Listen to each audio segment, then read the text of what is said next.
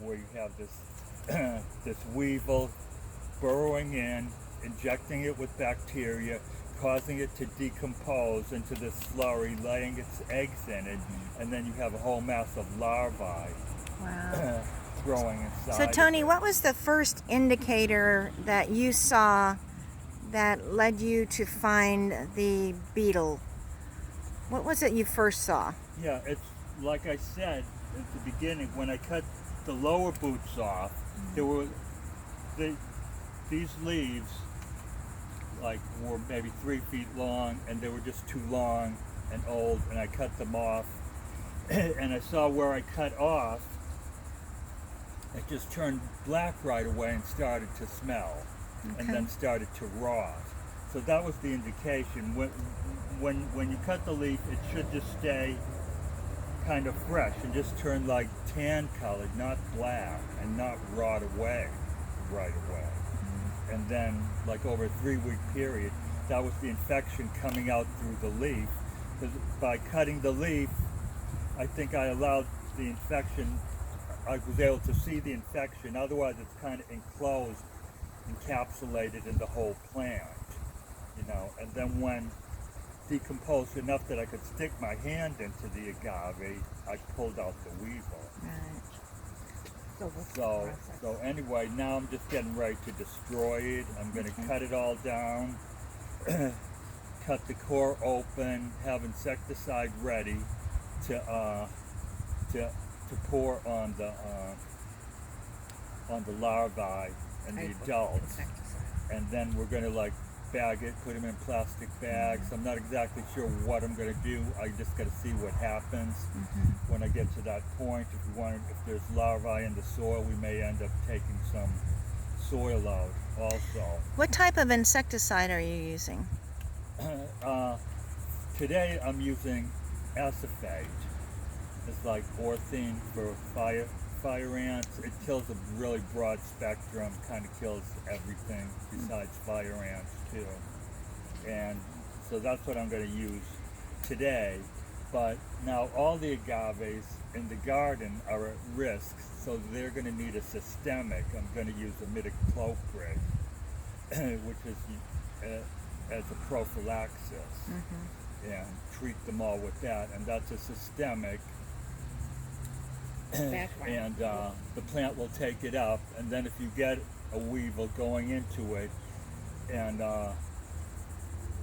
it lays its eggs and it has a few larvae start to eat it, hopefully it will break the cycle and kill those larvae, and hopefully that agave will be able to withstand that attack without it getting full blown and destroying the whole core. What is your prognosis for this part of the garden? What are your plans? Yeah, well, this is going to come out. I have to examine this one, but I think the way those boots have turned black very quickly, it's kind of a sign of infection. So I'm going to dig it up and examine it, but I don't think there's much chance of it. I'm probably going to find some rot in it and some larvae, and I'll probably leave these agave. They're agave angustifolia. They're not as susceptible. This weevil kind of likes the big blue agaves, like Americana, and like this one that have big leaves. That and this is the material that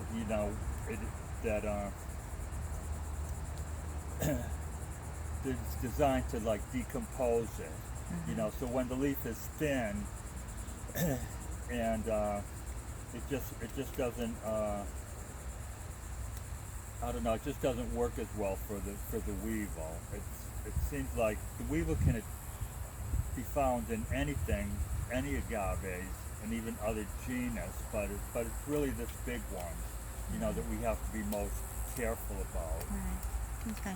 Do you have any recommendations for whether it be a homeowner with an agave plant or perhaps even a business, anything to do?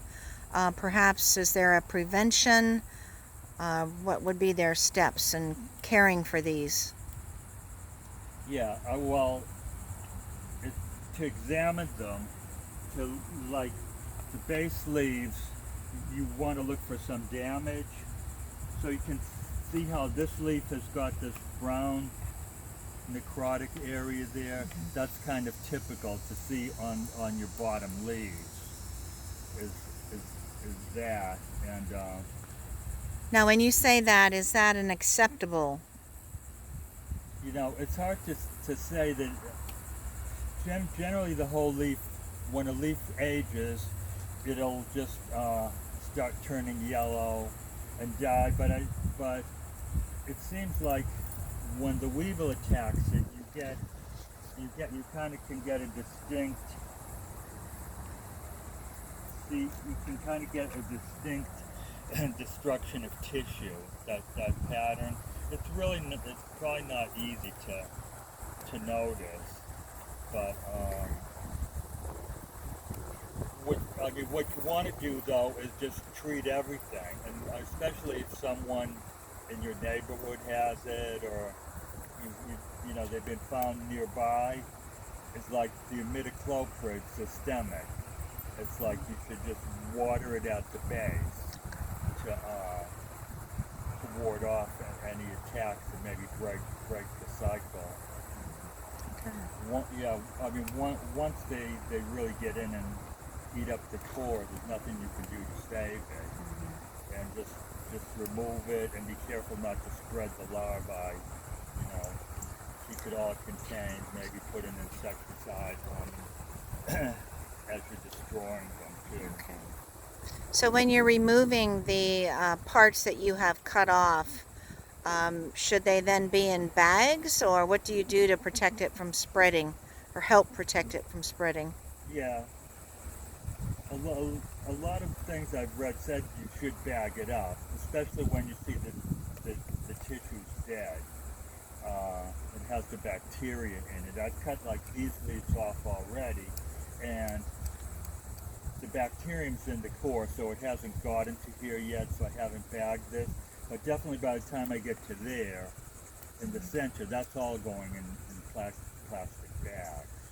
Okay. You know, and I may, like I said, I may even take out some of the soil and bag that, because you don't really want to spread the bacteria either. It's not a good thing. Okay. So thank you very, very much, Tony. Tony's going to continue working on this project today, and we look forward to some still photos that will track his progress in that. Thank you very much, Tony. Okay, you have a good day.